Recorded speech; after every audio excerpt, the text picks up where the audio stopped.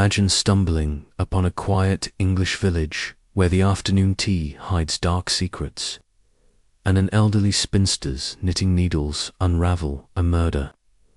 Most foul welcome to the chilling tale of Miss Marple and the corpse at Cranberry Cottage. Chapter 1. The arrival at St. Mary Mead. Picture this. The sun is dipping low over the rolling hills of the English countryside, casting a golden glow on the thatched roofs of St. Mary Mead. It's one of those quaint villages where everyone knows everyone's business, or at least they think they do. Our story begins on a crisp autumn afternoon in 1952, when Miss Jane Marple, that sharp-eyed silver-haired sleuth with a penchant for gardening and gossip, decides to visit her old friend, Dolly Bantry, at Gossington Hall. But hold on, folks, this isn't just any social call. Miss Marple has been feeling a bit restless lately, her mind itching for something more than pruning roses or attending the local Women's Institute meetings. She's heard whispers of odd goings-on in the nearby Cranberry Cottage, a charming little place tucked away at the edge of the village, owned by the reclusive widow, Mrs. Evelyn Hargrove.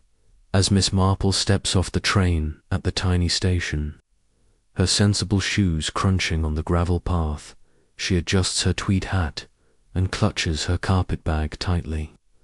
The air smells of damp earth and wood smoke, a familiar scent that always puts her at ease. Dolly Bantry is there to greet her, of course, waving enthusiastically from her old Maurice Minor. "Jane, darling, how wonderful to see you," Dolly exclaims, her cheeks flushed with excitement. "You won't believe the scandal brewing here. It's positively thrilling or terrifying, depending on how you look at it." Miss Marple smiles, that knowing smile of hers, the one that says she's already piecing together puzzles others haven't even noticed. They drive through the village, past the vicarage, where Reverend Clements is tending his flock, and the post office, where nosy Mrs. Price is undoubtedly eavesdropping on telegrams. Dolly chatters away as they go. "It's that Cranberry Cottage, Jane. Mrs. Hargrove has been acting so strangely. She's let the place go to sea divey, climbing everywhere, windows shuttered like she's hiding from the world. And then there's her nephew, young Arthur Hargrove, who's come down from London. He's a slick type, always talking about investments and modern gadgets. Rumours say he's pressuring her to sell the cottage for some big development scheme. But Evelyn won't budge. She says it's her late husband's legacy."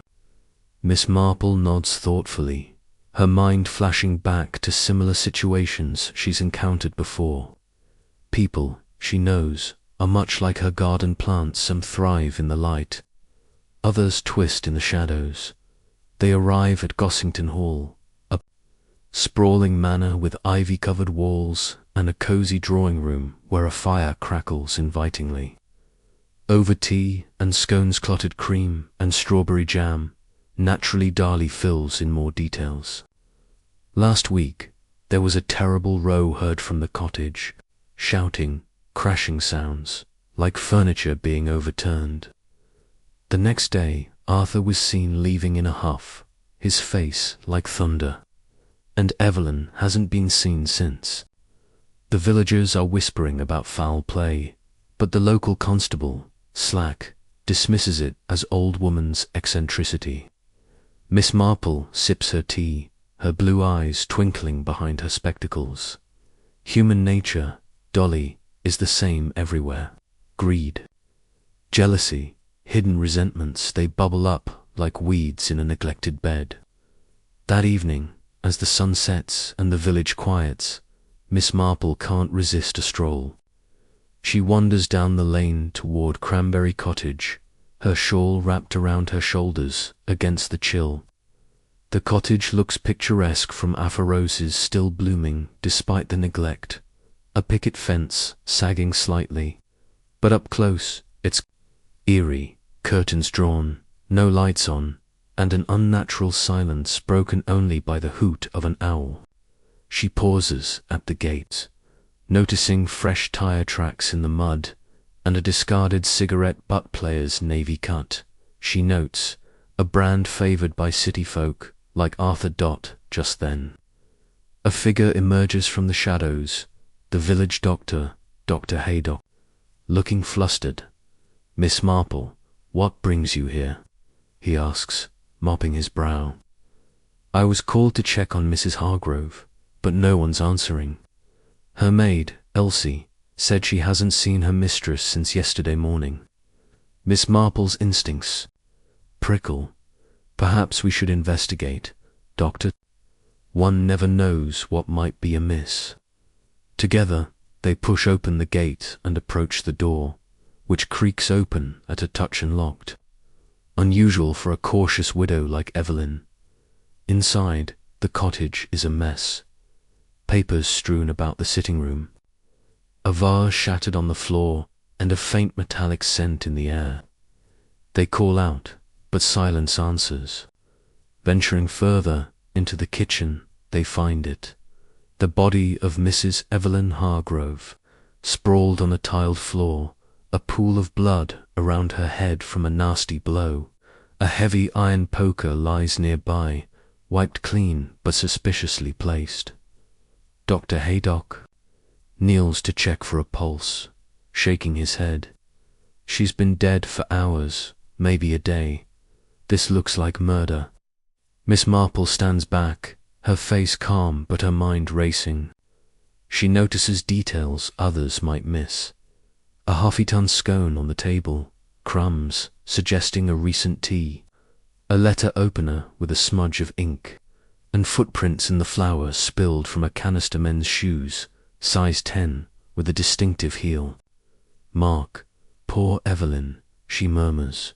"Who could have done this, and why?" The doctor hurries to phone the police, while Miss Marple lingers, her knitting needles clicking in her bag as if echoing her thoughts. Word spreads like wildfire through St. Mary Mead. By morning, Constable Slack arrives, blustering about obvious. Burglary gone wrong, but Miss Marple isn't convinced. She recalls Arthur's visit, the arguments over selling the cottage, and Evelyn's stubborn refusal. Could it be inheritance, or something deeper? Back at Gossington Hall, Dolly is aghast. A corpse at Cranberry Cottage. "Jane, you must help. Slack is hopeless. He'll arrest the wrong person." Miss Marple agrees, settling into an armchair with her knitting. "Observation, my dear. It's all about observing the little things." As the chapter unfolds, let's dive deeper into the suspects. First, there's Arthur Hargrove, the nephew. He's in his 30s, handsome in a slick way, with pomaded hair and a mustache that screams untrustworthy. He works in finance in London, always short on cash despite his flashy car. Evelyn's will leaves everything to him, but only if she dies naturally, or so the rumours go. Miss Marple chats with him at the inquest, where he's all charm and alibis. "I left after our disagreement," he says smoothly. "Auntie was alive and kicking literally. She threw a teacup at me." But Miss Marple notes his manicured hands, unlikely. To wield a poker, yet his eyes dart nervously. Then there's Elsie, the maid, a mousy girl in her 20s who's been with Evelyn for years. She's devoted, or so she claims. But Miss Marple senses resentment, low wages, long hours, and Evelyn's sharp tongue. Elsie found the body. No, she says she was off that day, visiting her sick mother in the next village. But her apron has a flour stain matching the kitchen spill. Innocent oversights, Miss Marple muses, or clever covers. Don't forget the gardener, old Mr. Pettigrew, who's been tending the grounds for decades. He's grizzled, with dirt under his nails and a grudge against Evelyn for cutting his pay. He was seen arguing with her about overgrown hedges just days before. His tool shed is full of iron implements, and he smokes players' cigarettes. But he's loyal to the village, Miss Marple thinks, unlikely to keel over hedges, as the police poke around. Miss Marple takes tea with the vicar's wife, gathering gossip. Evelyn had a secret, Mrs. Clements whispers. A locked drawer in her desk, full of old letters. Something from the war. Perhaps a scandal. Miss Marple's ears perk up. Human frailties, she knows, often lead to desperate acts. The chapter builds tension with Miss Marple's quiet investigations. She visits the cottage again, under pretense of offering condolences, and spots a misplaced doily evidence of a staged scene. The blow to the head was from behind, suggesting trust in the killer. No forced entry, so someone known, practical. Tip for you, mystery fans. When sleuthing like Miss Marple, start with motives: greed, revenge, fear. List them out. For Arthur, money; Elsie, mistreatment; Pettigrew, job security; and perhaps others, Evelyn's distant cousin, Lydia, who's eyeing the cottage for a holiday home.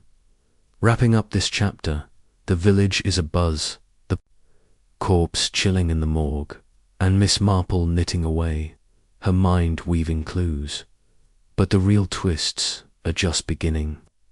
Stay tuned for Chapter 2, where we uncover hidden letters and a surprising alibi that changes everything.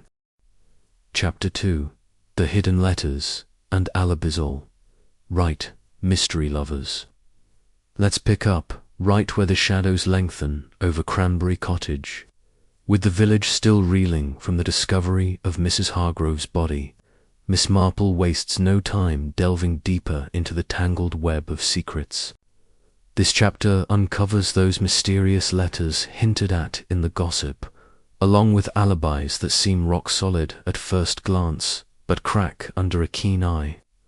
We'll explore how Miss Marple sifts through the clues, turning whispers into evidence.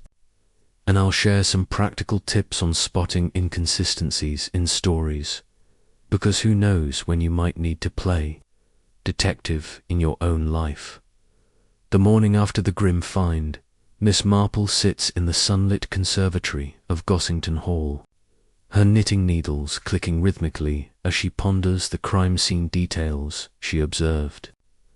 Dolly Bantry bustles in with a tray of breakfast poached eggs, toast, and strong tea for updates. Jane, the police are questioning everyone, but they're focusing on that gardener, Pettigrew, because of his cigarettes. Slack thinks it's cut and dried. Miss Marple sets down her wool, her expression thoughtful. Appearances can deceive, Dolly. We must look beyond the obvious. Those letters the vicar's wife mentioned, they could hold the key. Secrets from the past often resurfaced with deadly force. Determined to investigate, Miss Marple suggests a visit to the cottage under the guise of helping sort Evelyn's belongings for the family. Constable Slack grumbles, but allows it, muttering about meddling old ladies. Inside the dim study, amid dusty bookshelves and faded photographs, Miss Marple's sharp eyes spot the locked drawer in Evelyn's oak desk. It's jimmied open slightly, as if someone rifled through it hastily. With a hairpin, her trusty tool for such occasions, she picks the lock, revealing a bundle of yellowed letters tied with a faded ribbon. They date back to the war years, addressed to Evelyn from a soldier named Captain Reginald Thorne. The handwriting is bold, the words passionate. Declarations of love, promises of a future together after the fighting ended. But one letter stands out, postmarked 1944, confessing a dark secret. Reginald had been involved in black market dealings, smuggling goods to fund their elopement, and Evelyn had helped hide the profits in the cottage's cellar. Miss Marple tucks the letters into her bag for safekeeping. Her mind worry. Could this be motive? If someone knew about the hidden stash, perhaps wartime loot worth a fortune, today it might explain the murder.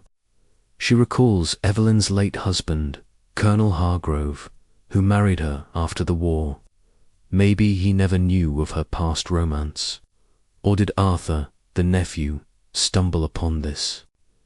As she exits the study, she notices a fresh scratch on the desk locket, suggesting the intruder was there after the murder, or perhaps during. Back at the hall, Miss Marple spreads the letters on the table, sharing them with Dolly, who gasps dramatically. A secret lover, and smuggling. Evelyn seemed so proper. Miss Marple nods. People are layers, my dear, like an onion. Peel one back, and there's another. This Captain Thorne, I wonder what became of him. A quick chat with the postmistress reveals Thorne died in action shortly after that last letter, leaving Evelyn heartbroken and alone until she met the Colonel. But the smuggling angle intrigues Miss Marple. She ventures to the cottage cellar, a dank space filled with old crates and cobwebs. Pushing aside a barrel, she finds a loose floorboard. Beneath it, a small tin box containing gold coins and jewelry, valuables untouched for decades. This discovery electrifies the investigation. If Arthur knew about the treasure, his push to sell the cottage makes sense. He'd want to claim it before developers dug it up. But alibis come into play now. Arthur claims he was in London the night of the murder, dining with business associates at a fancy club. Miss Marple, ever resourceful, telephones the club from the hall's line, posing as a concerned aunt. The motard confirms Arthur was there, but only until 9 p.m., plenty of time to drive back to the village under cover of darkness. Alibis are like Swiss cheese, Miss Marple tells Dolly, full of holes if you poke hard enough. Shifting focus to Elsie, the maid, whose story has gaps. She insists she was visiting her mother in Little Wishwood, a neighbouring hamlet, but Miss Marple cycles over there on Dolly's old bicycle to verify. The mother, a frail woman with a hacking cough, confirms Elsie's visit but admits she dozed off early. Elsie could have slipped out unnoticed. Moreover, Elsie mentions baking scones for Evelyn that morning, yet the Hofferton one at the scene had raisins, which Evelyn detested. A small lie, but why? Miss Marple suspects Elsie might have been covering for someone. Or perhaps she knew about the letters and was blackmailing her mistress. Pettigrew's alibi seems tighter. He was at the local pub, the Blue Boar, playing darts until closing time. Witnesses abound: the barman, the vicar, who enjoys a pint now and then, even Mrs. Price Ridley. But Miss Marple visits the pub, chatting over a ginger beer. The barman recalls Pettigrew stepping out for a smoke around 8 p.m, gone for half an hour, long enough to dash to the cottage. And those players' cigarettes, Pettigrew smokes them, but so does Arthur, who left one behind. Overlap or coincidence? Miss Marple jots notes in her little black book. Motives intertwine like vines. Enter a new suspect, Lydia Blackwood, Evelyn's distant cousin from Brighton, who arrives unannounced for the funeral arrangements. She's a glamorous woman in her 50s, with dyed blonde hair and a string of pearls, claiming she was Evelyn's closest kin after Arthur. But Miss Marple senses tension. Lydia had written letters begging Evelyn to loan money for a failing boutique. Letters Evelyn ignored. Lydia's alibi: she was at a seaside hotel, but a telegram to the manager reveals she checked out early that day, citing family emergency. Premature knowledge of the death. Suspicious. As the day unfolds, Miss Marple hosts an impromptu tea at the hall, inviting the suspects under pretense of discussing Evelyn's will. Arthur fidgets with his cufflinks. Elsie serves with trembling hands. Pettigrew grumbles about time wasted, and Lydia sips daintily but eyes the room sharply. Conversation turns to the war, and Miss Marple casually mentions Captain Thorne. Arthur pales slightly. Lydia drops her spoon reactions. Noted. Memories linger, Miss Marple says mildly, like echoes in an empty room. Practical tip time. When checking alibis, always cross-verify with multiple sources. Don't take a witness at face value. Ask for specifics like times, weather, or what was served at dinner. In real life, this could help if you're dealing with a workplace dispute or a friend's tall tale. Use timelines. Map out events on paper, like Miss Marple does mentally. For example, if someone claims to be at point A at 7 p.m., calculate travel time to point B. Simple math can unravel lies. Digging deeper. Miss Marple uncovers a twist in the letters. One envelope has a modern postmark from just last month, but the letter inside is old. Forgery. No, it's a note from Lydia, disguised as Thorne's handwriting, threatening to expose the smuggling unless Evelyn paid up. Blackmail. Lydia must have found the old letters during a previous visit and used them as leverage. But did she kill when Evelyn refused? The police, tipped off anonymously by Miss Marple, search Lydia's luggage and find a glove with bloodstains matching the crime scene. Lydia breaks down, confessing to the argument but swearing she left Evelyn alive. She laughed at me, said. The treasure was a myth. Yet the iron poker has Lydia's fingerprints partial, but damning, Miss Marple isn't satisfied. The footprints were men's, not Lydia's dainty heels. Perhaps a partnership. Arthur and Lydia, conspiring for the inheritance. Miss Marple confronts Arthur privately, revealing the club alibi whole. He admits knowing about the treasure, but claims innocence, pointing to Pettigrew's grudge. Tension peaks at the inquest, where testimonies clash. Elsie tearfully admits she saw Lydia leaving the cottage that night, cloak hood up. But Miss Marple spots a lie. The cloak described is Evelyn's own, hanging in the hall. Misdirection. Wrapping this chapter, the hidden letters have exposed wartime secrets and shaky alibis, painting a picture of greed and desperation. Yet the killer's identity remains elusive, with threads leading in multiple directions. Hold on for chapter 3, where a midnight confession and a poisoned scone escalate the danger. Chapter 3. Midnight confessions and poisoned scones, diving straight into the thickening plot. The air in St. Mary Mead grows heavier with suspicion as night falls on the third day since the murder.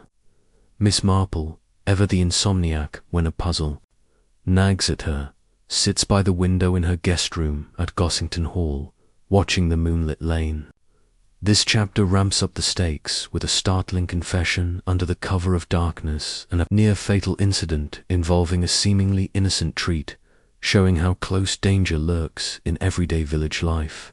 We'll follow Miss Marple as she navigates these twists, and I'll toss in tips on reading body language during interrogations, handy for anyone who's ever suspected a fibber in their circle. Around midnight, a soft knock echoes through the hall. Dolly, in her nightgown, answers the door to find Elsie the maid, pale and trembling, her eyes wide with fear. I must speak to Miss Marple, she whispers urgently. It's about the mistress things I didn't tell the police.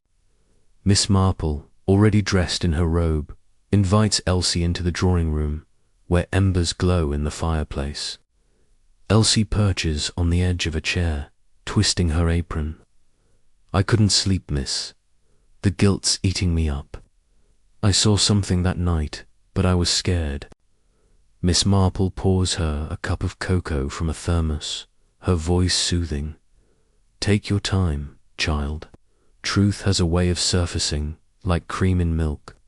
Elsie confesses she hadn't been entirely truthful about her alibi. Yes, she visited her mother, but on the way back, she detoured to the cottage to pick up her wages. Peering through the kitchen window, she witnessed a heated argument between Evelyn and Pettigrew, the gardener. He was waving his arms, shouting about back pay and how she'd ruin him if she sold the place to developers. Mistress threatened to sack him on the spot. Then I heard a thud, like something heavy falling, and I ran off, terrified.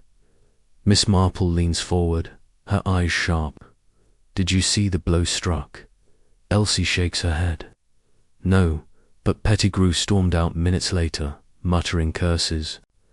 I slipped in afterward to check, but the kitchen was empty. I thought maybe she'd gone to bed angry. This revelation shifts the spotlight back to Pettigrew.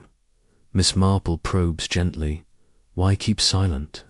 Elsie admits fear of being accused herself, especially since she'd argued with Evelyn earlier about a broken heirloom vase.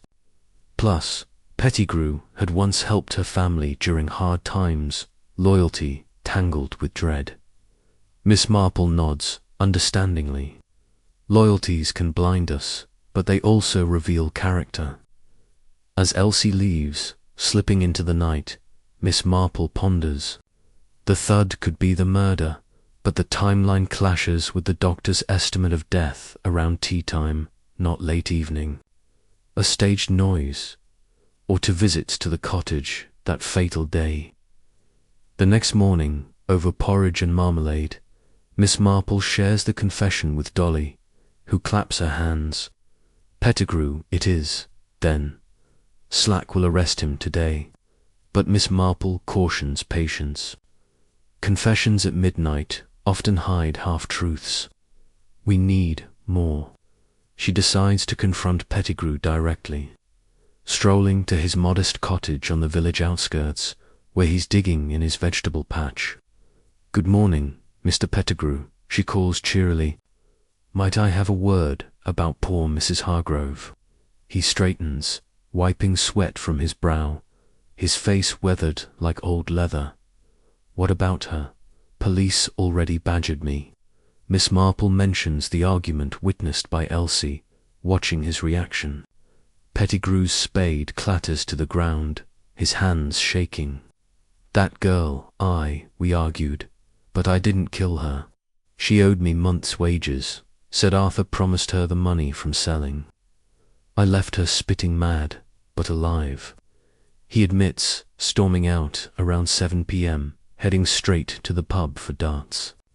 But Miss Marple notes his boots caked in mud, matching the cottage garden, and a fresh cut on his hand, perhaps from gripping the poker. Cuts heal, but lies fester, she says mildly. Pettigrew growls, interfere all you want, old woman, but I've nothing to hide. Escalating the peril, the poisoned scone incident unfolds that afternoon. Miss Marple receives a basket of baked goods at the hall, delivered anonymously with a note, with sympathies from a friend. Inside, fresh scones, still warm. Dolly, ever the hostess, insists on sampling one during tea with the vicar and Mrs. Clemens. As Miss Marple reaches for a scone, she notices an odd, bitter almond scent cyanide. Her village wisdom kicks in. She's read about such poisons in her nephew's detective novels. Wait, she cries, knocking the plate away just as the vicar bites into one. He sputters, turning pale, but spits it out in time. Dr. Haydock rushes over, confirming traces of poison, likely prussic acid, quick and deadly. Panic ensues. Who sent the basket? The note's handwriting is disguised, block letters on plain paper. Miss Marple examines the scones. Homemade, with currants instead of raisins, similar to Elsie's baking style. But Elsie swears she didn't bake them. though her kitchen shows signs of recent use, flour dusting the counters. "Someone's framing me," she wails. Arthur, questioned at his temporary lodgings in the village inn, denies involvement, but his smirk suggests amusement. Poison. How dramatic. Perhaps Lydia's handiwork. She's always been theatrical. Lydia, back from Brighton, feigns shock. Me, I abhor baking. It's beneath me. Miss Marple pieces it together. The poison targets her, the meddler closing in on the truth. She recalls a similar case in her past, where a killer silenced witnesses with tainted food. Practical tip: when suspecting foul play in everyday items, trust your sense of smell, taste a tiny bit if safe, or test on something innocuous like a plant. In real life, if you think food's off, err on caution and call authorities. Body language clues during denials, averted eyes, fidgeting hands, or overly rehearsed protests often signal deceit. Watch Arthur's twitching mustache or Lydia's forced laugh, they betray nerves. Investigating further, Miss Marple visits the local chemist, Mr. Galloway, who sold a bottle of prussic acid recently for rat control, the buyer claimed. The description matches Pettigrew, grizzled man in overalls. Confronted again, Pettigrew admits buying it, but says it was stolen from his shed 2 days ago. "Someone's setting me up." Miss Marple believes him. His straightforward gaze contrasts with others' evasions. Instead, she suspects the poisoner knew her habits at 4, shared with guests pointing to an insider. A breakthrough comes when Miss Marple re-examines the crime scene mentally. The spilled flour had 2 sets of footprints, men's and smaller women's, Elsie's or Lydia's. She cycles to Lydia's rented room at the inn, finding a discarded bakery wrapper matching the basket.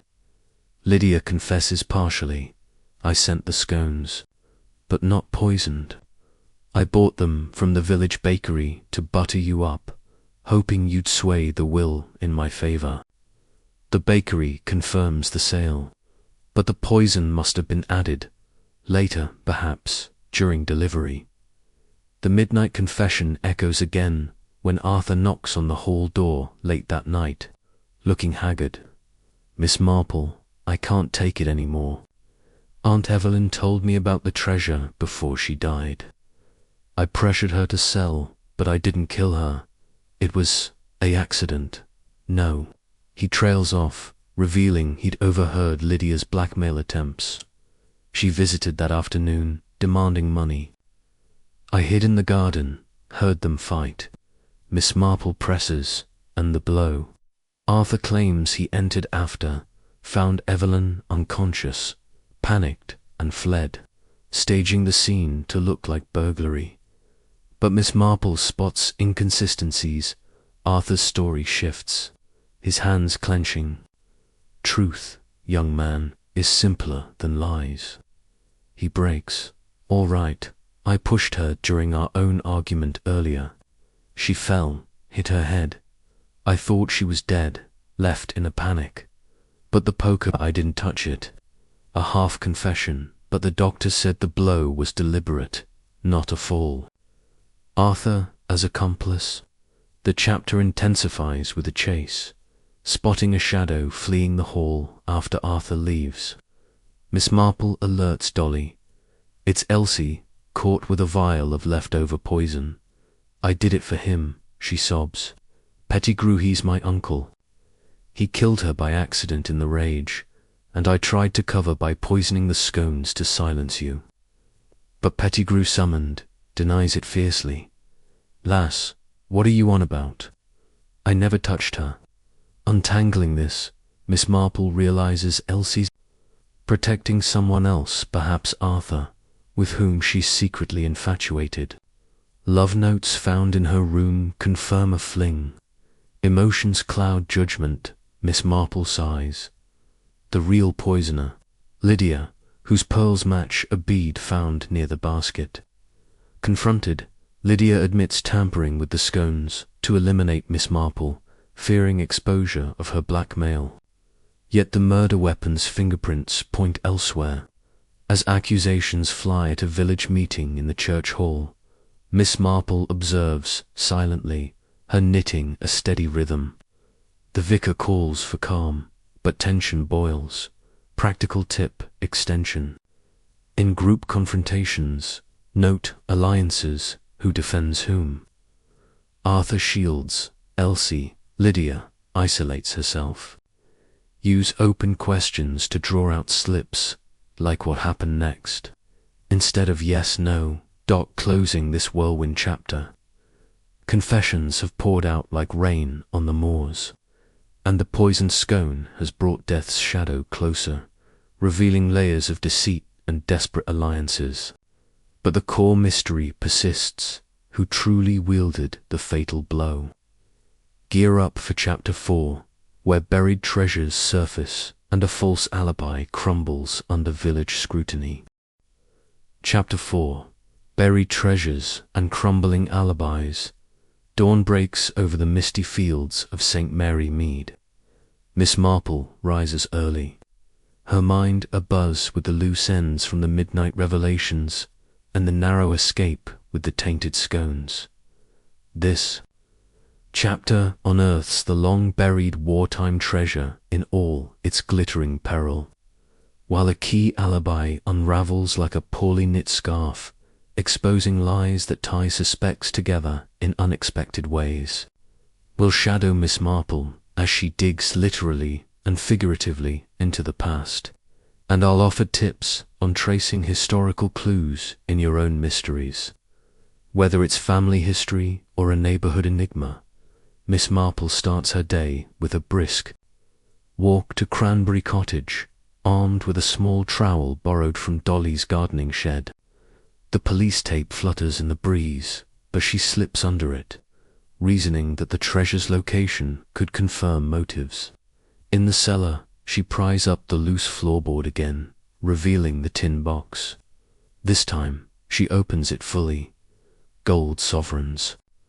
From the 1940s, a necklace of sapphires, and faded bonds valuables, smuggled by Captain Thorne, worth thousands now. She pockets a single coin for safekeeping, noting its mint mark, 1942, wartime issue. Treasures like this, she murmurs to herself, bring out the worst in people greed that festers over years. Back at Gossington Hall, she examines the coin. Under a magnifying glass from Dolly's desk, it bears scratches, as if recently handled. Someone knew about this hoard recently. Miss Marple recalls the letters. Thorne's confession mentioned hiding it under the hearth of the old life, but the cellar isn't a hearth. Perhaps a misdirection. She pores over the photographs in Evelyn's study, spotting one of the cottage pre-war with a prominent fireplace in the sitting room. Aha, the true hiding spot. She returns to the cottage, kneeling by the hearth. The stones are loose. With the trowel, she lifts one, uncovering a larger cache, more gold. Documents proving Thorne's smuggling ring involved local villagers, including the late Colonel Hargrove's father.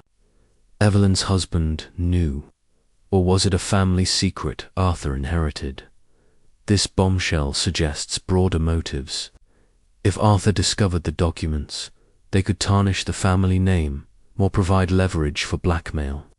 Miss Marple seals the find and alerts Dr. Haydock discreetly. He verifies the item's authenticity, whispering this could rewrite village history. Smuggling during rationing's madulus. Miss Marple agrees. History buried is history waiting to explode. Shifting to alibis, Miss Marple targets Lydia's claim of being in Brighton. She telephones the seaside hotel again, this time asking for the porter. Yes, Madam checked out early, but she returned late that night, disheveled, muttering about a drive gone wrong. Crumbled. Lydia drove to the village and back, time enough for murder. Confronted at the inn over lunching cold, ham and salad, Lydia falters. All right, I came to plead with Evelyn one last time. She refused the loan, laughed at my boutique troubles. We argued by the hearth. She slipped on the rug, hit her head. On the fender, Miss Marple raises an eyebrow, slipped. The blow was to the back, deliberate. And the poker. Lydia insists she panicked, grabbed the poker to check if Evelyn was alive, then wiped it and fled. I didn't strike her. It was an accident. But Miss Marple spots holes. Lydia's gloves, monogrammed, match fibers found near the hearth, and her car seen by a farmer on the road at dusk, headlights off. Alibis built on sand wash away with the tide, Miss Marple says. Lydia weeps, admitting she tampered with the scones out of fear, but swears innocence on the killing blow. Then who? Miss Marple presses. Lydia points to Arthur. He followed me there, saw the argument. Perhaps he finished it for the inheritance. Arthur's alibi crumbles next. His London dinner, the associates confirm he left early, citing a family matter. Miss Marple, posing as a journalist on the phone, learns he borrowed a car from a colleague faster. Model, cutting drive time. At the inquest resumption in the village hall, Arthur sweats under questioning. I arrived after Lydia left, found Aunt unconscious. I tried to revive her, but she was gone. I staged the burglary to protect the family. Miss Marple interjects mildly, protect or profit. You knew about the treasure scratches on the coin match, your ring's engraving. Arthur blanches. His signet ring indeed has a sharp edge. Pettigrew's role resurfaces. Miss Marple visits his patch again, finding him unearthing potatoes. That treasure my grandfather was in Thorne's ring. Family shame, but Evelyn promised to share if sold. Motive anew. If Evelyn refused, Pettigrew might kill to claim it. His alibi at the pub. The barman admits Pettigrew slipped out twice. Once for fresh air, long enough for a quick deed. Pettigrew confesses partially. I went to the cottage after pub to beg for my due. Found her dead treasure disturbed. I took a coin souvenir of sorts, but didn't kill. Elsie's infatuation complicates things. Miss Marple finds her diary hidden in the maid's quarters. Entries gushing about Arthur's charm, meetings in the woods. He promised marriage if we got the money. Elsie, questioned tearfully, admits baking the scones, but says Arthur added the poison. He said it was to scare you off, not kill. Arthur denies, but his cigarette case holds prussic acid. From Pettigrew's shed, the treasure's documents reveal more. A list of smugglers, including Lydia's uncle, tying her to the past. Blackmail reversed, Miss Marple muses. Lydia knew Evelyn held proof of her family's crimes, demanded destruction for silence. Refusal led to violence. Practical tip, tracing historical clues. Start with artifact states, marks, like the coins. Mint, cross-reference with records, old photos, letters. In real life, use ancestry sites or local archives. For alibis, timeline everything. Plot movements on a map. Calculate times. Apps like Google Maps help estimate drives. Watch for inconsistencies in stories. Recent petitions signal rehearsal. The chapter builds to a gathering at the vicarage, where Miss Marple lays out the timeline. Evelyn argued with Lydia afternoon. Push, fall, but not fatal. Arthur arrived next. Saw opportunity, delivered the blow with poker for the treasure. Pettigrew, later, took coin. Elsie covered poisoned scones on Arthur's order, but a twist. Fingerprints on the poker are Pettigrew's, not Arthur's. Pettigrew breaks, she was breathing. When I arrived, groaned about betrayal. In rage over lost wages, I struck. Accident, but I wiped it partial. Miss Marple shakes her head.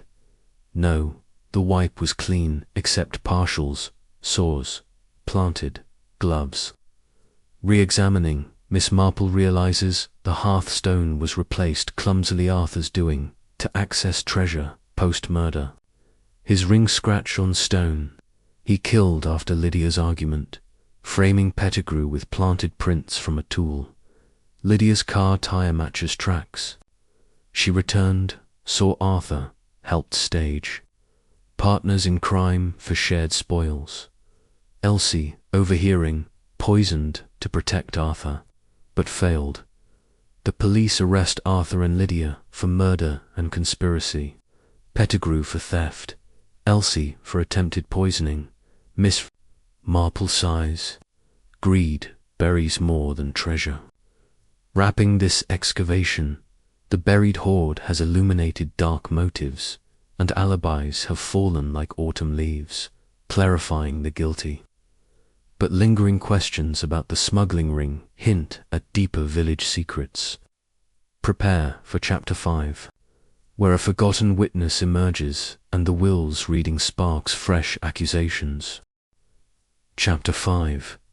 The forgotten witness and the will's reading. The morning sun filters through the stained glass windows of St. Mary Mead's church hall, casting colourful patterns on the floor as the village gathers for a pivotal moment, with Arthur and Lydia arrested and Pettigrew and Elsie facing charges. The murder at Cranberry Cottage seems solved, but Miss Marple's instincts whisper otherwise. This chapter introduces a forgotten witness who saw more than anyone realized, and the dramatic reading of Evelyn's will, which ignites fresh accusations and reopens old wounds.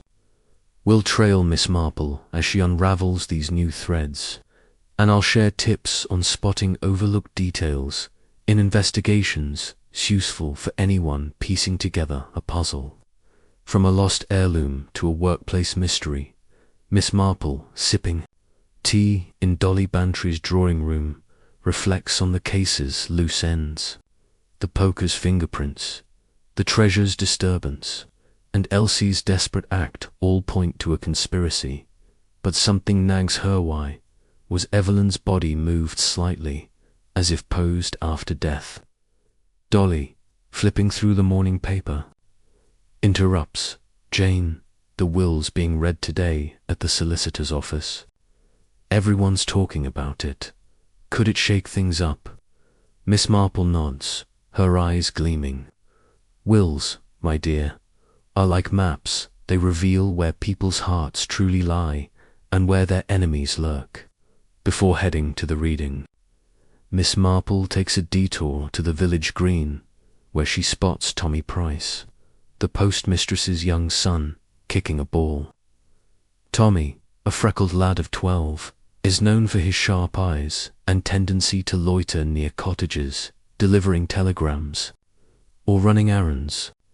Miss Marple, offering him a peppermint from her purse, casually asks if he saw anything odd at Cranberry Cottage that fateful day.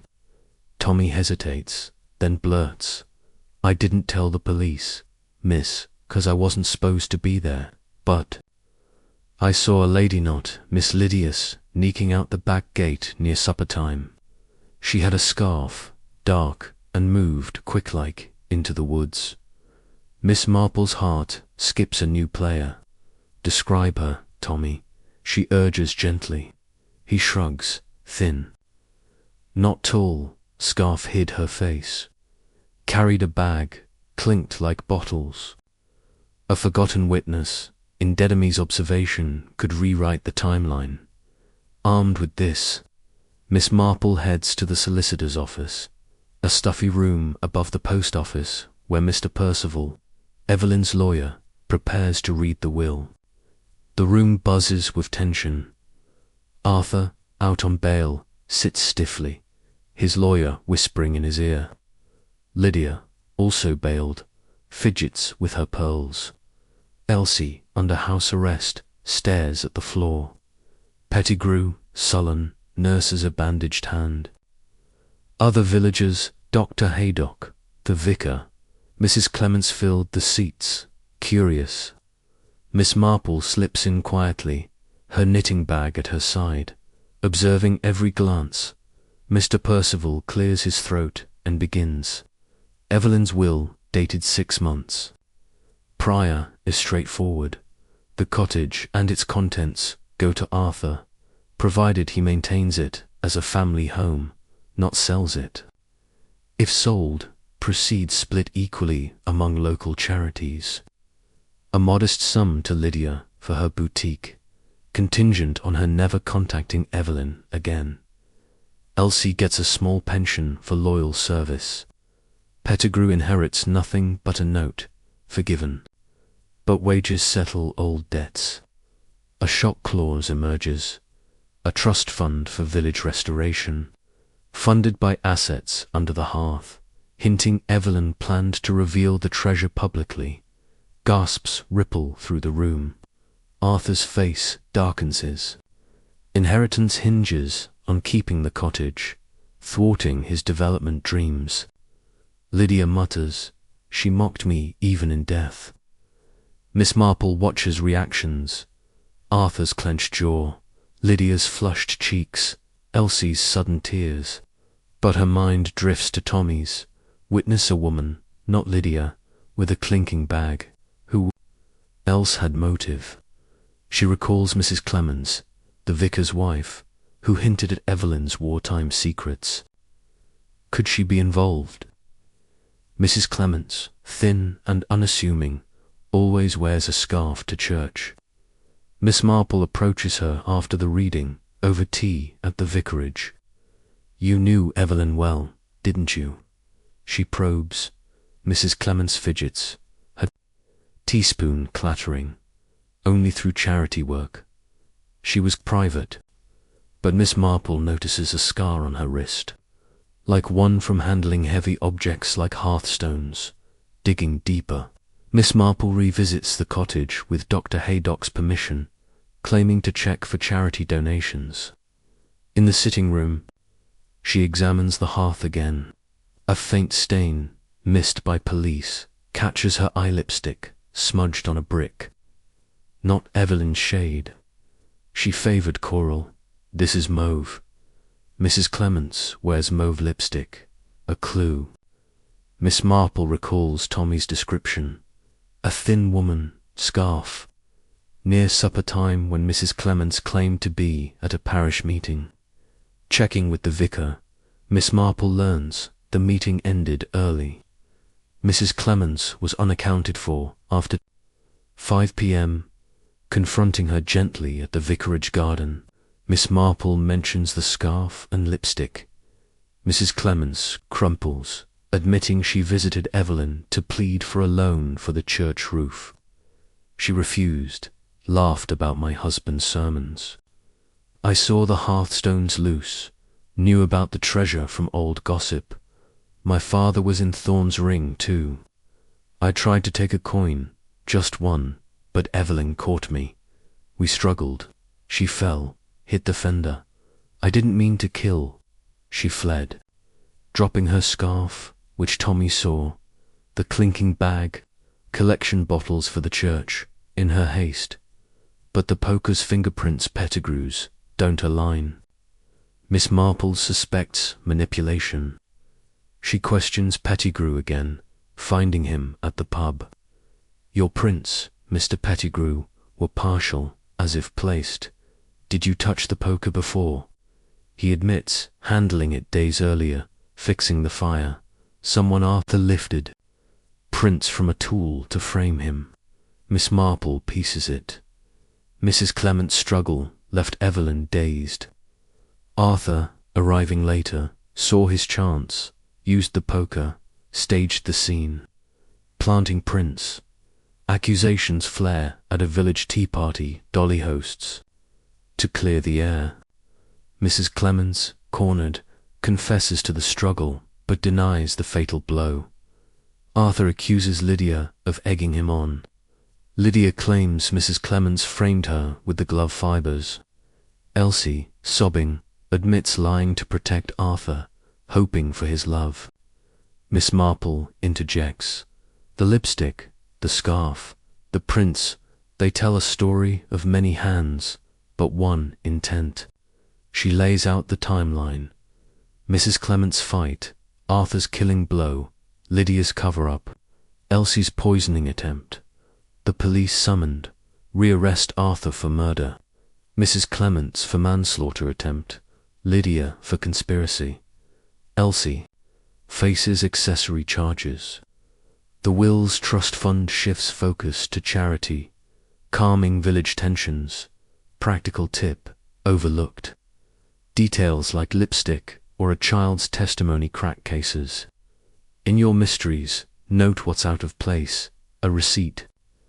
A mismatched story, record observations daily, memory fades. Apps like Evernote help. For witnesses, kids, or bystanders, see what adults misask open questions. Avoid leading. Closing this chapter, the forgotten witness and Will's revelations have exposed a web of greed and guilt. With Mrs. Clements' desperate act sparking the fatal chain, yet a final piece lingers. Why was Evelyn's body posed? Join us for Chapter 6, where a hidden diary and a village secret unravel the last threads of this deadly tale. Chapter 6. The hidden diary and the village secret. The dust settles in St. Mary Mead, but the air remains charged as Miss Marple sips her evening tea, her mind still circling the peculiar detail of Evelyn Hargrove's body being posed after death. This chapter dives into the discovery of a hidden diary that sheds light on Evelyn's final days and unveils a village secret tying the suspects to a long-buried scandal. We'll follow Miss Marple as she pieces together these revelations, and I'll share tips on deciphering personal writings like diaries or emails to uncover hidden truths. Perfect for anyone digging into a family secret or a friend's cryptic messages. Miss Marple, back at Gossington Hall, sits by the fire, her knitting needles idle as she ponders the posed body. Evelyn's arms folded neatly, head turned as if in sleep.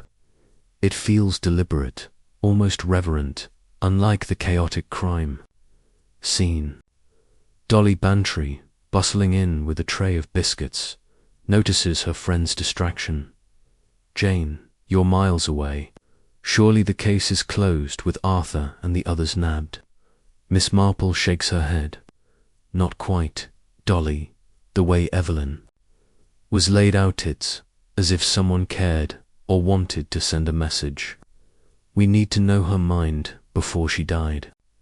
Determined to find answers, Miss Marple returns to Cranberry Cottage early the next morning, with permission from Constable Slack to search for charitable items.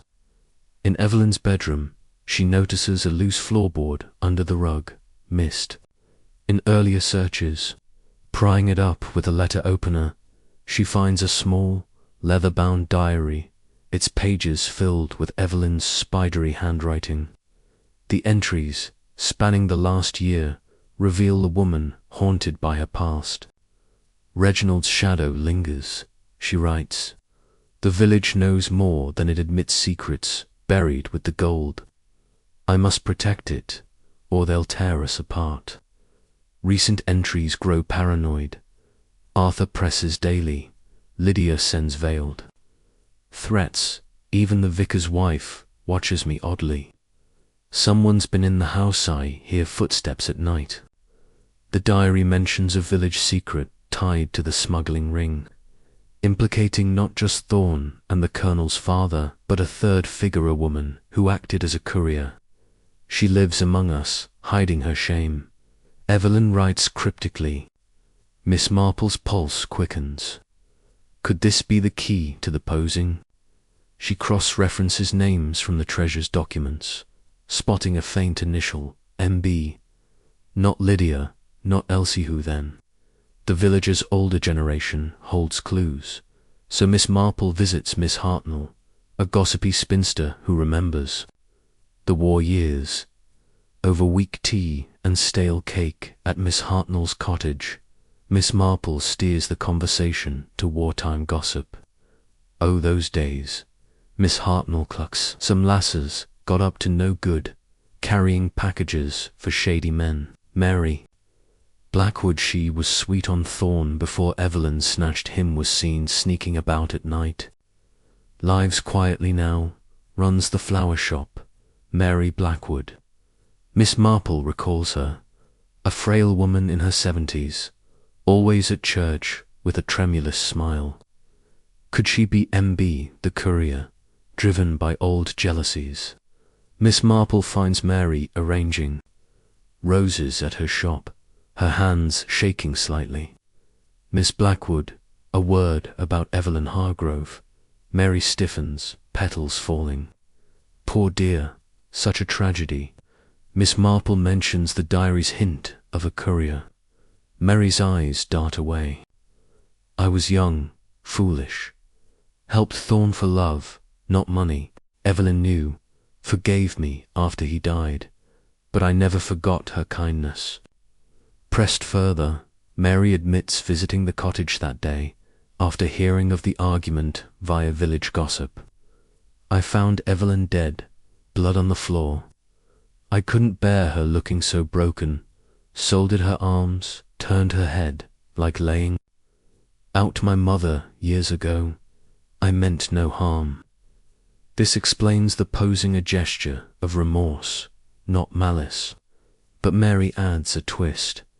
I saw someone else there, lurking in the garden as I left. A man, not Arthur, wearing a cap low. He dropped something, shiny, a watch fob, I think. Miss Marple's mind races, a new suspect. She retrieves the fob from the garden, tucked in ivy, silver, engraved with T.C. Not Arthur's or Pettigrew's initials. The vicar, Thomas Clements, comes to mind. Mrs. Clements' husband. Quiet but always present. At the vicarage, Miss Marple chats with the vicar over sherry, noting his watch chain lacks a fob. Lost it recently, she asks innocently. He flushes. Misplaced it, yes. She produces the fob. He claims it's his, dropped during a parish visit. But the diary's village secret gnaws at her. Miss Marple recalls wartime whispers. The vicar, then a young curate, was rumoured to turn a blind eye to smuggling for church funds. Confronted, he crumbles. I knew of Thorne's dealings. My silence bought him an L's. Evelyn threatened to expose. It ruined my position. I went to plead, found her dead, lost my nerve and my fob in panic. The vicar's presence places him at the scene, but not as the killer. His gentle demeanour and timeline don't fit the deliberate blow. Miss Marple re-examines the diary. A final entry notes, T.C. begged forgiveness today. I refused.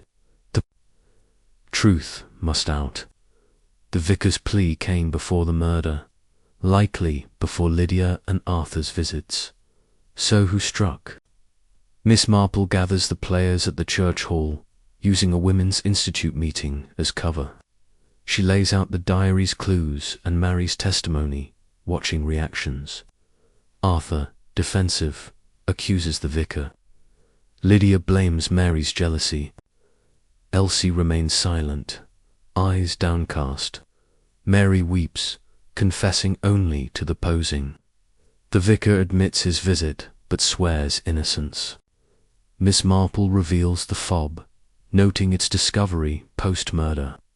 Someone else was there after Mary, someone who knew the secret and feared exposure. A clue clicks. The diary mentions footsteps at night, and Tommy Price's earlier sighting of a scarf-wearing woman. Wasn't Mrs. Clements alone? Mary's scarf was similar. Miss Marple tests a theory. Miss Blackwood, you mentioned footsteps before. Were you followed? Mary nods. I thought it was Arthur, but the shadow was smaller. Elsie, perhaps. Elsie gasps, then admits. I followed Mary, saw her, pose the body. I didn't tell because I thought Arthur did it, and I loved him. The village secret ties them. Mary, the vicar, and Evelyn shared the smuggling shame. Arthur exploited it for inheritance. Lydia for blackmail. Elsie to protect. Arthur, but the poker's blow remains Arthur's, confirmed by his ring scratch on the hearthstone. Disturbed post-murder to hide his search. Practical tip: diaries or emails reveal motives through tone fearful, angry, coded. Look for patterns.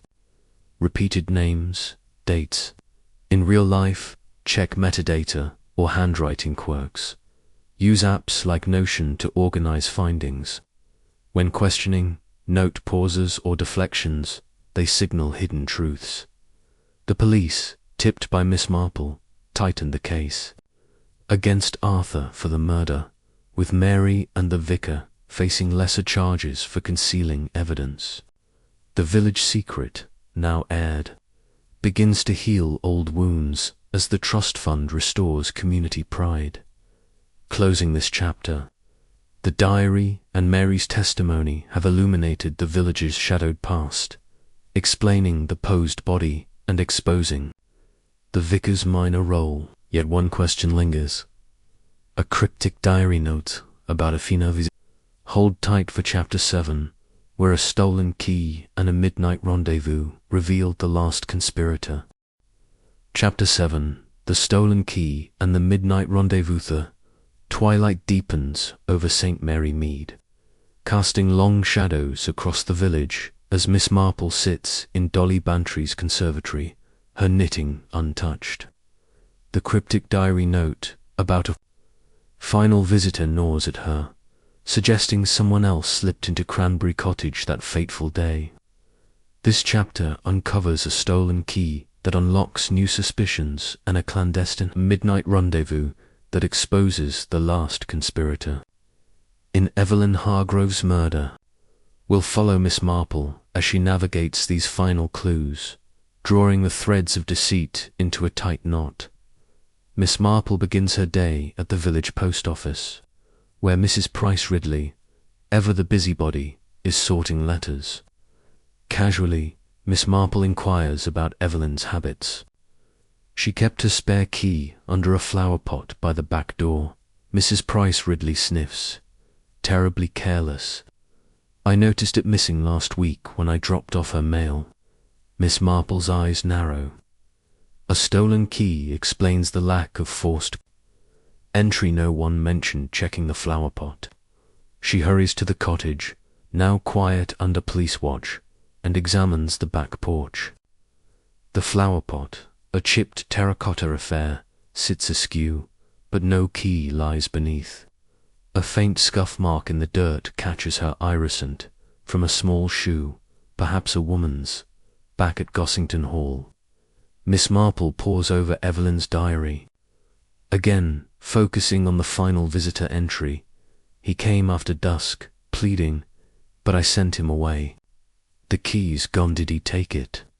The pronoun he points to a man, but the scuff mark suggests a woman's involvement.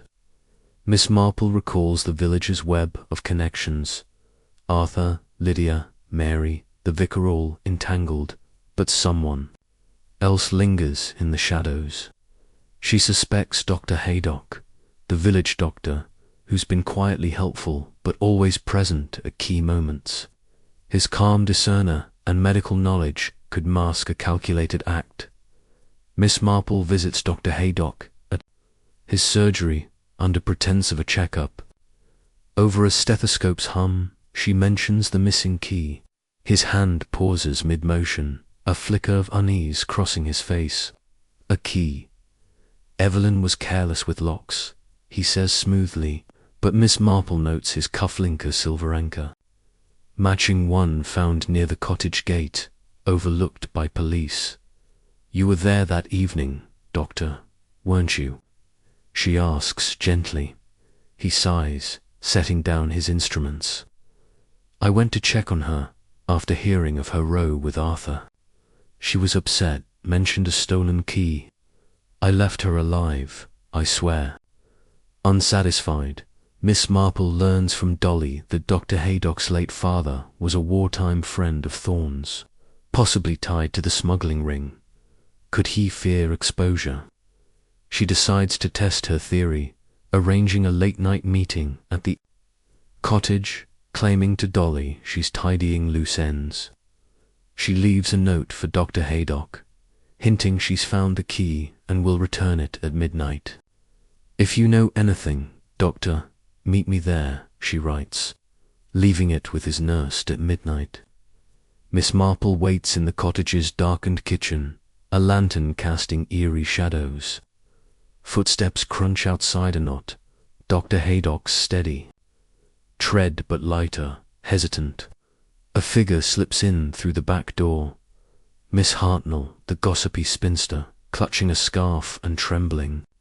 Miss Marple, I got your note, I found it at the surgery. I took the key, weeks ago, to snoop for gossip. Evelyn caught me, threatened to tell everyone my father ran Thorne's smuggling books. I went back that night to beg forgiveness, found her dead, and hid the key in my garden. Miss Marple's lantern reveals Miss Hartnell's shoes, small, matching the scuff mark, and the anchor cufflink, she asks. Miss Hartnell gasps. My father's eye wore his old coat that night, dropped it in panic. But the diaries, he doesn't fit. Miss Marple presses. Who else knew you took the key? Miss Hartnell whispers, Dr. Haydock. I confessed to him, asked for advice. He said to keep quiet, but he looked ... strange. Suspicion shifts. Miss Marple arranges another rendezvous, this time with Dr. Haydock, at the churchyard at midnight the next night. She tells Dolly to alert Constable Slack to stand by. Under the yew trees, Dr. Haydock arrives, his face pale. Miss Marple, you're relentless. Yes, I was the final visitor. Evelyn knew my father smuggled, threatened to expose it to ruin me. I went to plead, used Hartnell's, Keisha'd told me, where she hid it. Evelyn was alive when I left, but I saw Arthur lurking as I slipped out. He must have struck after. Miss Marple shakes her head. The cufflink doctor places you there later. You returned, didn't you? Cornered, Dr. Haydock admits. I went back, after Mary posed the body. I checked her polstead. I moved her slightly, to be sure, dropped the cufflink. I didn't kill her, but I feared blame, so I stayed silent. His medical bag, always carried, held tools to stage the scene, but the poker's blow was Arthur's. Confirmed by earlier evidence. At dawn, Miss Marple gathers the players at the hall. Miss Hartnell confesses stealing the key.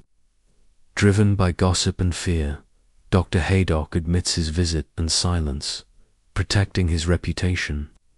Arthur's guilt holds firm the poker, his rings scratch, his motive, Miss Hartnell's key enabled. His entry, Dr. Haydock's cover-up shielded him briefly. The police tipped off, charged Dr. Haydock with obstruction, Miss Hartnell with theft, solidifying Arthur's conviction.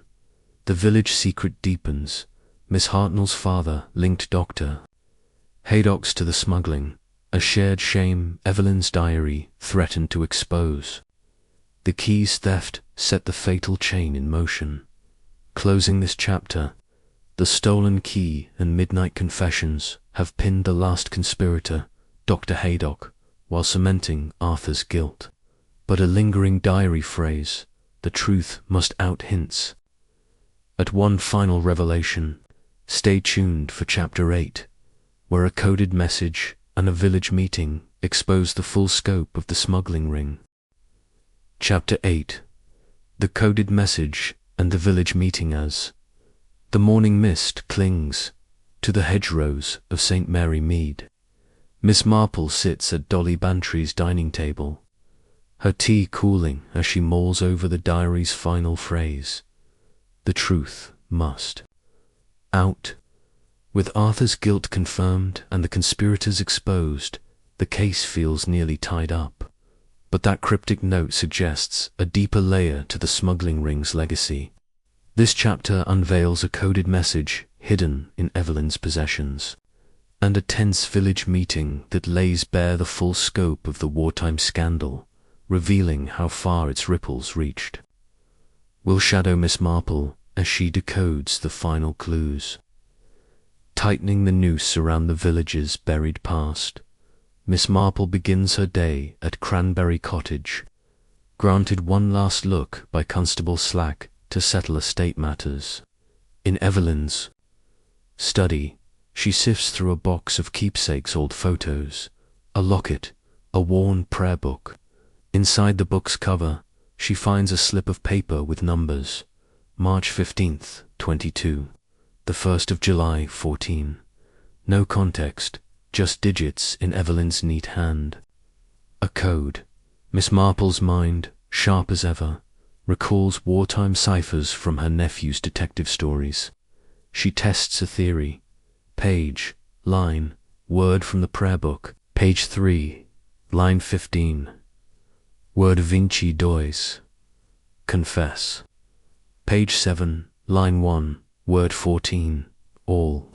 The message builds. Confess all sins before judgment. A warning, perhaps, tied to the smuggling ring's secrets. Puzzling over this, Miss Marple visits the village library, a dusty nook run by Miss Weatherby, who knows every book's spine. Evelyn borrowed this prayer book often, Miss Weatherby recalls, said it brought her peace. Miss Marple shares the code, and Miss Weatherby gasps. That's from the Book of Common Prayer, used by the church during the war. Some villagers hid messages in it for thorns, deals names, dates, drop points. The code points to a confession Evelyn planned, likely naming all involved in the smuggling, not just those already exposed. Miss Marple suspects the code links to a ledger, rumoured in village lore to list Thorne's entire network. She returns to the cottage, searching the study's bookcase. Behind a row of novels, she finds a hollowed-out volume, a ledger, its pages detailing transactions, gold, jewels, rations, moved through St. Mary Mead. Names leap out: Thorne, Colonel Hargrove's father, Mary Blackwood, Miss Hartnell's father, Dr. Haydock's father, and one more, shocking, Mr. Percival, the solicitor who read Evelyn's will. His father, a wartime clerk, laundered profits through fake charities. Evelyn's note, the truth must out, meant exposing this network, threatening Percival's family name. Miss Marple confronts Percival at his office, the air thick with pipe smoke. Mr. Percival, Evelyn's code, did she share it with you? His pen freezes mid-signature. I don't know what you mean. She produces the prayer book, reciting the decoded message. Percival's face pales. She came to me a week before her death, said she'd reveal the ledger to the authorities. My father's shame would ruin my practice. I begged her to reconsider, offered to manage the trust fund quietly.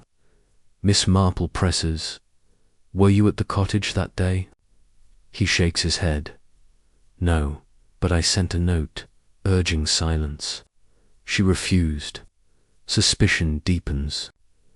Miss Marple learns from the postmistress that Percival was seen near the cottage that evening, dropping a letter but lingered longer than needed. His briefcase, always carried, could hold tools or documents. She checks the ledger again, a final entry in fresh ink, notes Percival's visit, pleading for silence. Did he act beyond words? Miss Marple recalls the body's positioning, Marie's reverent act, but perhaps adjusted later to hide something. A smudge of ink on Evelyn's hand matches Percival's fountain pen, found discarded in his office bin. 2. Test her theory. Miss Marple organizes a village meeting at the church hall, framed as a discussion on the trust fund's future. The room fills. Arthur, Lydia, Mary, Dr. Haydock, Miss Hartnell, the vicar, Elsie, and Percival, all uneasy. Miss Marple stands, prayer book in hand, and reveals the code. Confess all sins before judgment. She reads the ledger's names. Exposing the smuggling ring's reach, gasps erupt. Percival shifts, his tie loosened. Evelyn planned to confess everything, she says, but someone silenced her first. She turns to Percival. Your note wasn't enough, was it? You visited after Dr. Haydock, found Evelyn dazed from earlier struggles. Fearing exposure, you struck with the poker, using gloves to avoid prints. Then adjusted Mary's posing to hide your ink smudge.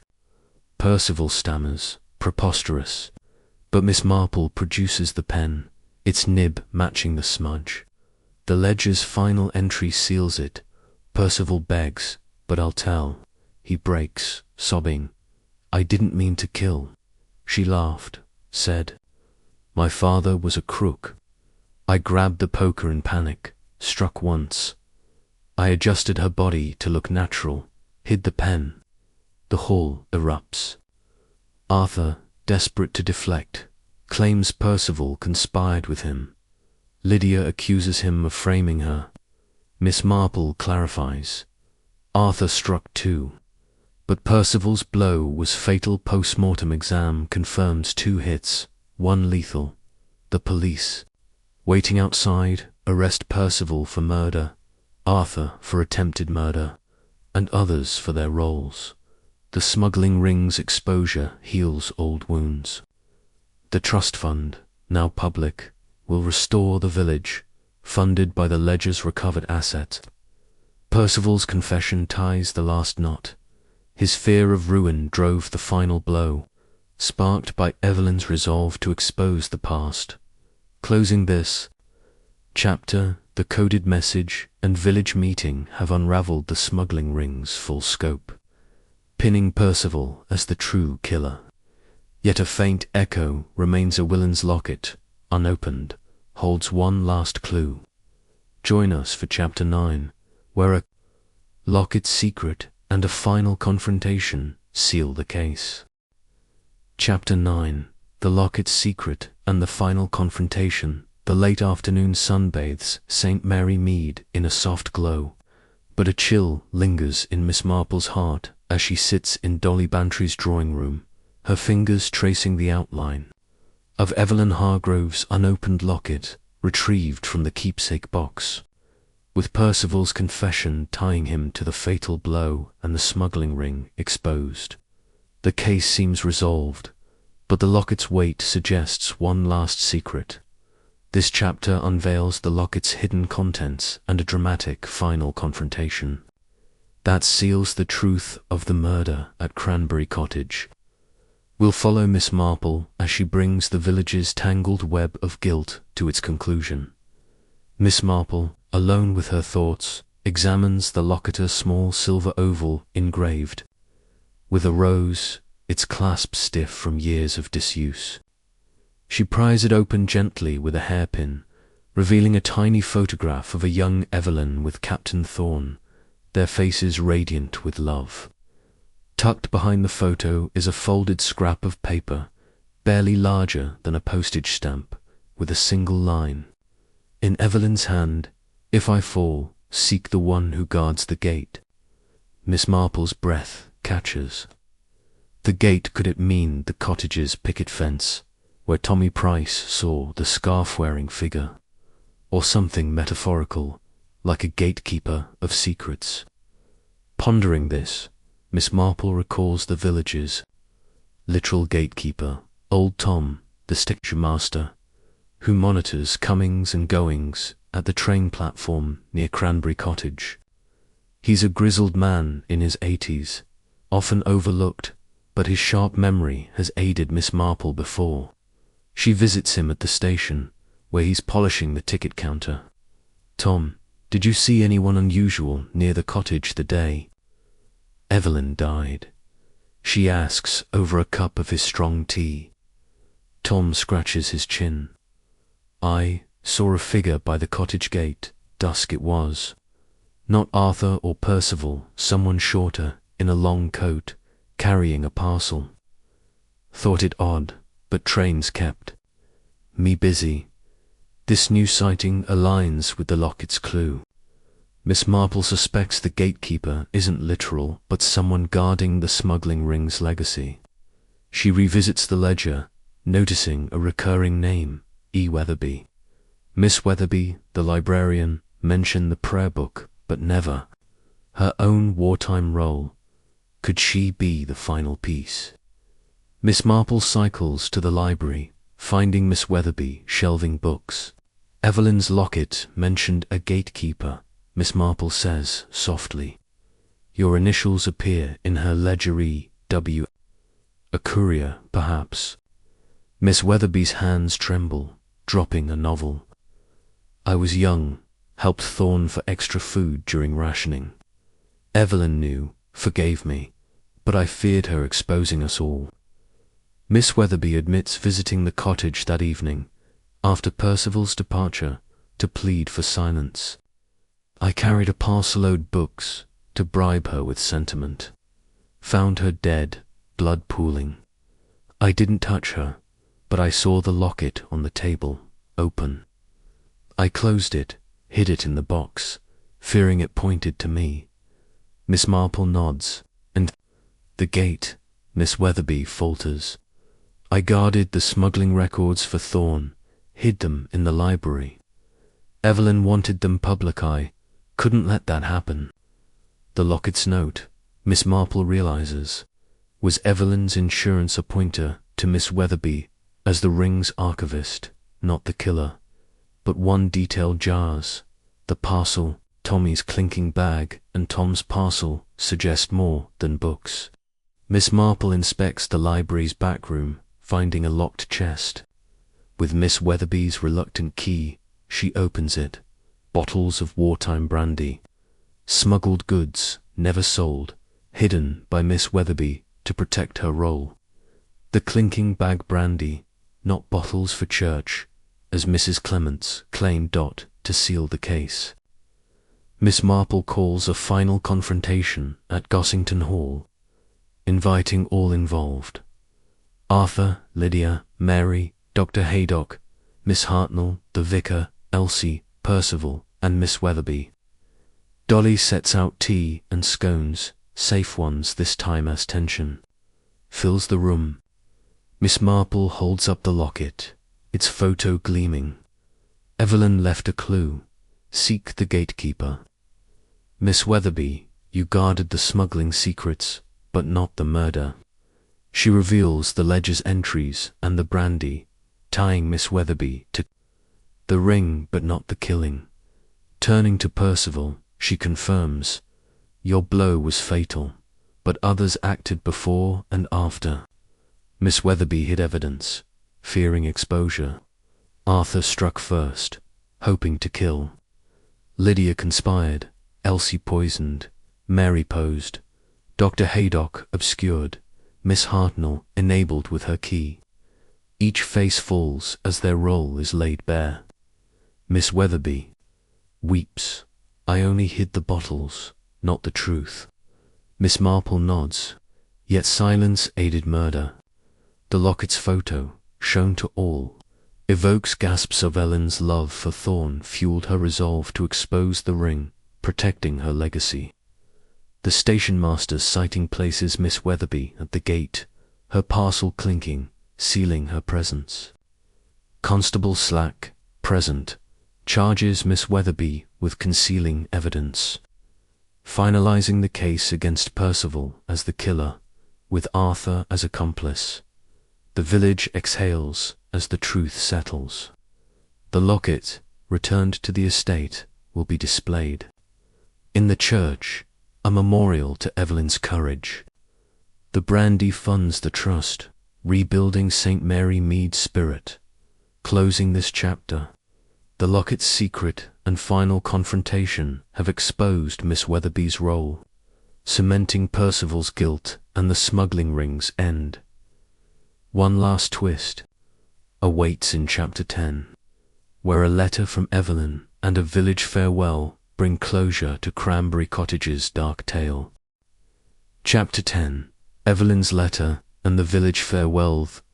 The golden light of a late summer afternoon bathes St. Mary Mead, softening the edges of its thatched cottages as Miss Marple prepares to leave Gossington Hall, with Percival's guilt confirmed, Miss Weatherby's role exposed, and the smuggling ring's secrets laid bare. The murder at Cranberry Cottage seems fully unravelled, yet the faint echo of Evelyn's resolve, the truth must out, lingers, hinting at one final revelation. This chapter unveils a hidden letter from Evelyn and a heartfelt village farewell that brings closure to the dark tale, tying up every thread. We'll follow Miss Marple as she delivers justice and peace to the village, ensuring Evelyn's legacy endures. Miss Marple packs her carpet bag, her knitting neatly folded, but pauses when Dolly Bantry rushes in, waving an envelope. "Jane, this was found in Evelyn's writing desk, sealed, addressed to you." The envelope, in Evelyn's elegant script, reads, "To Miss Jane Marple, should I meet misfortune." Miss Marple's fingers tremble slightly as she opens it, revealing a single page. The letter, dated the day before the murder, is a testament to Evelyn's courage. "Dear Jane, if you read this, I am gone. The smuggling ring's truth weighs heavy thorns. Love bound me to silence, but the village deserves honesty. I've named all in the ledger, hidden in my study. Forgive those who faltered, greed twisted their hearts. Protect my trust fund for St. Mary Mead's future. Yours, Evelyn." A postscript adds, "Beware the silent one who smiles, she knows more than she tells." Miss Marple's eyes narrow at the postscript, the silent one who smiles. Not Miss Weatherby, whose tears betrayed her, nor Lydia, whose temper flared. She recalls Mrs. Price Ridley, the postmistress, always smiling sweetly while hoarding gossip. Evelyn's letter suggests she knew of the smuggling, but stayed silent. Miss Marple visits the post office, where Mrs. Price Ridley sorts letters with her usual cheery grin. "Mrs. Price Ridley, Evelyn left a letter hinting at a silent witness. You knew of the smuggling, didn't you?" The smile falters. "Overheard things during the war, saw packages move through the post. Evelyn confided in me last month, said she'd expose it. I begged her to stay quiet. My cousin was involved, long dead, but the shame lingers." Mrs. Price Ridley admits to visiting the cottage that morning, delivering mail and urging Evelyn to reconsider. She was kind but firm, said the truth would heal us. "I left her alive, I swear." Miss Marple believes her the timeline fits before the fatal events, and her smile, though guarded, holds no malice. The letter's warning was Evelyn's caution, not accusation, ensuring all secrets surfaced to close the case. Miss Marple organizes a final village gathering in the church hall, framed as a memorial for Evelyn. The room fills with familiar faces: Dolly, the vicar, Dr. Haydock, Mary Blackwood, Miss Hartnell, Miss Weatherby, and villagers mourning Evelyn's loss. Arthur, Lydia, Percival, and Elsie remain in custody, their fates sealed. Miss Marple stands, holding the letter and locket, her voice steady. Evelyn Hargrove sought to right old wrongs, to free St. Mary Mead from its shadowed past. Her letter names the guilty and forgives the frail. Mrs. Price Ridley, the silent one, knew but did not act. Her silence ends today. She reads the letter aloud, its words echoing in the hushed hall. Villagers nod, some weeping, as Evelyn's wish for. The trust fund to rebuild the community, new roofs, a school library, a restored green takes root. The ledger, now with the police, ensures recovered assets fund this vision. Mrs. Price Ridley, tearful, confesses her knowledge, absolved by Evelyn's words. "I should have spoken sooner," she murmurs. Miss Marple pats her hand. Truth, delayed, is still truth. The locket, passed around, shows Evelyn and Thorne's love, a reminder of her sacrifice. The vicar announces it will rest in the church, beside a plaque honoring Evelyn's courage. Miss Marple clarifies the murders. Final thread. Percival's fatal blow, driven by fear of exposure, followed Arthur's attempt, spurred by greed. Miss Weatherby hid evidence. Mary posed the body. Dr. Haydock and Miss Hartnell obscured truths, all entangled in the smuggling's legacy. Mrs. Price Ridley's silence, though passive, completed the web as the meeting ends. Villagers pledge to support the trust fund, uniting to heal old wounds. Miss Marple, at Dolly's insistence, stays for a farewell tea at Gossington Hall.